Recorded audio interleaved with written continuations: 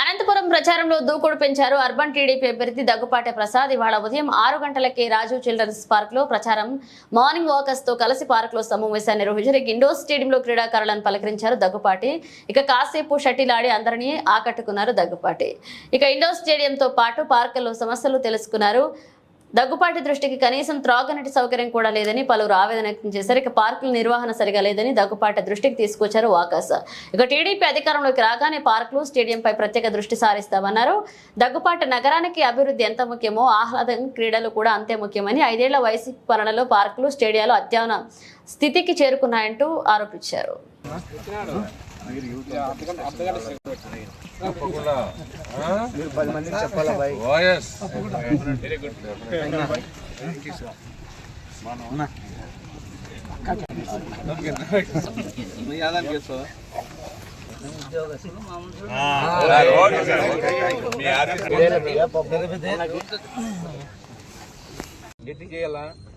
Park లో కూర్చున్నాడు 4 చెప్పాలా కూర్చోనిప్పుడు అందరికి చెప్పాలి.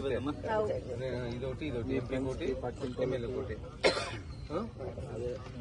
నిలబడితే మానసిక పథకము సెంట్రలము ఇది బీసీలు కట్టిన చట్టము నీరు రిచ్ నీకు వస్తుంది పెన్షన్ ఎంత వస్తుంది 3,000 వస్తుంది. చంద్రబాబు నాయుడు గెలిస్తే 4,000 వస్తుంది.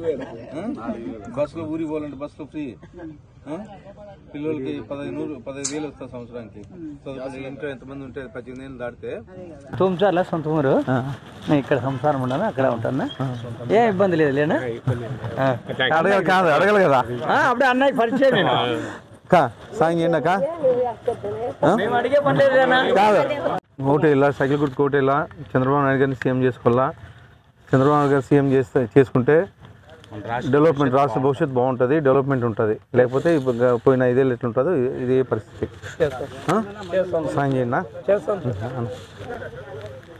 పెద్దోళ్ళు, ఆలోచించి ఓటేయండి అన్నా.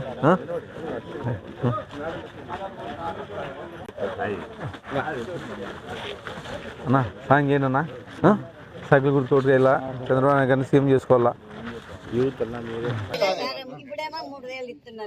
నెల 4,000 వస్తుంది. చంద్రబాబు నాయుడు కోటేస్తే చంద్రబాబు నాయుడు ముఖ్యమంత్రి అయితే 4,000 ఈ 3 నెలలు కలిపి మళ్ళీ 2,000 ఆశీర్వదించో 200 వచ్చేది 2,000 చేసి సైకిల్ గుర్తుకి వెళ్ళా చేస్తావు కదా. డైరెక్ట్ 1,000 రూపాయలు పెరుగుతుంది.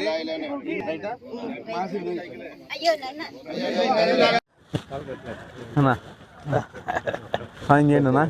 సైకిల్ గుర్తుకోట ఇలా బ్రదరు నమస్తే. సైకిల్ గుర్తుకోట ఇలా చంద్రబాబు గారిని సీఎం చేసుకోవాలా.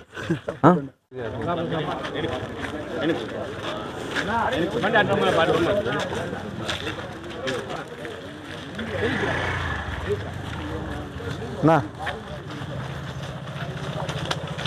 సాయం చేయాలన్నా. సైకిల్ గుర్తుకోట ఇలా అన్నా.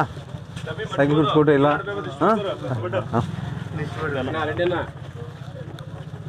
సాయం చేయండి అన్నా.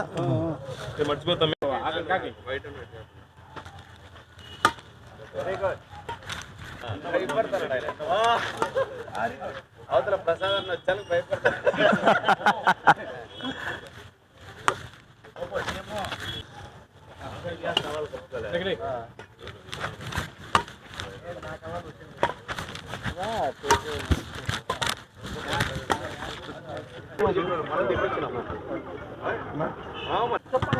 రైట్ అమ్మా. పేరెంట్స్ చెప్పండి గట్టిగా. ఇంకోటి వచ్చిందనా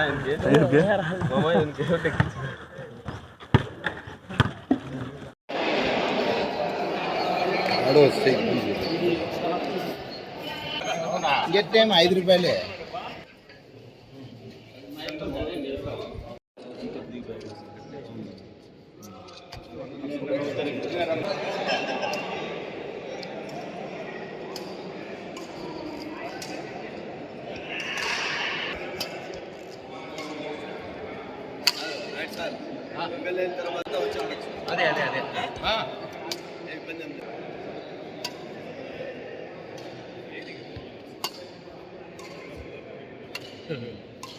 డోర్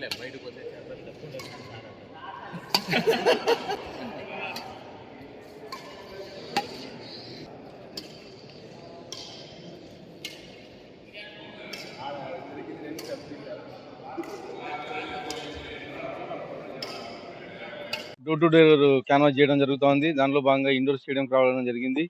ఇక్కడ చూసిన స్పందన చూసి తెలుగుదేశం ప్రభుత్వం రాబోతుంది.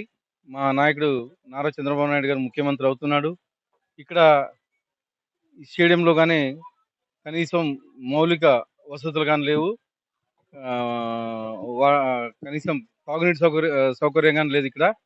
ఇక్కడ క్రీడాకారులు ఎవరైతే ఉన్నారో వాళ్ళంతా అడుగుతున్నారు, అన్న గత 5 ఏళ్లలో మొత్తం నాశనం అయిపోయింది స్టేడియం అంతా.